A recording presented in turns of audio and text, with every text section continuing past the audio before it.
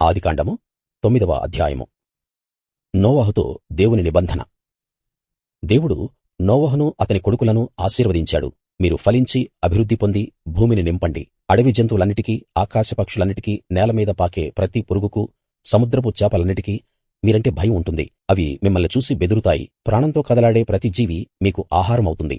పచ్చని మొక్కలను ఇచ్చినట్టు ఇప్పుడు నేను ఇవన్నీ మీకు ఇచ్చాను. కాని ప్రాణమే రక్తం గనుక మీరు మాంసాన్ని దాని రక్తంతో పాటు తినకూడదు. మీకు ప్రాణం అయిన మీ రక్తం గురించి లెక్క అడుగుతాను. దాని గురించి ప్రతి జంతువుని, ప్రతి మనిషిని లెక్క అడుగుతాను. ప్రతి మనిషిని అంటే తన సోదరుణ్ణి హత్య చేసిన ప్రతి మనిషిని, ఆ మనిషి ప్రాణం లెక్క అడుగుతాను. దేవుడు తన స్వరూపంలో మనిషిని చేశాడు గనుక మనిషి రక్తాన్ని ఎవరు చిందిస్తారో అతని రక్తాన్ని కూడా మనిషే చిందించాలి. మీరు ఫలించి అభివృద్ధి పొందండి. మీరు భూమి మీద అధికంగా సంతానం కని విస్తరించండి అని వాళ్లతో చెప్పాడు. దేవుడు నోవహు అతని కొడుకులతో మాట్లాడుతూ, వినండి, నేను మీతోనూ, మీ తరువాత వచ్చే మీ సంతానంతోనూ, మీతో పాటు ఉన్న ప్రతి జీవితోనూ, అవి పక్షులే గాని, పశువులే గాని, మీతో పాటు ఉన్న ప్రతి జంతువే గాని, ఓడలో నుంచి బయటకు వచ్చిన ప్రతి భూజంతువుతో నా నిబంధన స్థిరం చేస్తున్నాను. నేను మీతో నా నిబంధన స్థిరపరుస్తున్నాను. సర్వశరీరులు ప్రవహించే జలాల వల్ల ఇంకెప్పుడూ నాశనం కారు. భూమిని నాశనం చేయడానికి ఇంకెప్పుడు జలప్రళయం రాదు అన్నాడు. దేవుడు నాకు, మీకు, మీతో పాటు ఉన్న జీవరాశులన్నిటికీ మధ్య నేను తరతరాలకు చేస్తున్న నిబంధనకు గుర్తు ఇదే. మేఘంలో నా ధనుస్సు ఉంచాను. అది నాకు, భూమికి మధ్య నిబంధనకు గుర్తుగా ఉంటుంది. భూమి మీదికి నేను మేఘాన్ని తీసుకొచ్చినప్పుడు మేఘంలో ఆ ధనుస్సు కనబడుతుంది.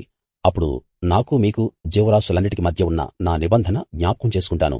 గనుక సర్వ శరీరులను నాశనం చేయడానికి ఇక ఎన్నడూ నీళ్లు జలప్రళయంగా రావు. ఆ ధనుస్సు మేఘంలో ఉంటుంది. నేను దాన్ని చూసి దేవునికి, భూమి మీద ఉన్న సర్వ శరీరుల్లో ప్రాణం ఉన్న ప్రతిదానికి మధ్య ఉన్న శాశ్వత నిబంధనను జ్ఞాపకం చేసుకుంటాను అన్నాడు. దేవుడు నాకు, భూమి మీద ఉన్న సర్వ శరీరులకు మధ్య నేను స్థిరం చేసిన నిబంధనకు గుర్తు ఇదే అని నోవహుతో చెప్పాడు. నోవహు అతని కుమారులు. ఓడలో నుంచి వచ్చిన నోవహు ముగ్గురు కొడుకులు షేము, హాము, యాపెతు. హాము కనానుకు తండ్రి. వీళ్ల సంతానం భూమి అంతటా వ్యాపించింది. నోవహు భూమిని సాగు చేయటం ప్రారంభించి ద్రాక్షతోట వేశాడు. ఆ ద్రాక్షరసం తాగి మత్తెక్కి తన గుడారంలో బట్టలు లేకుండా పడి ఉన్నాడు.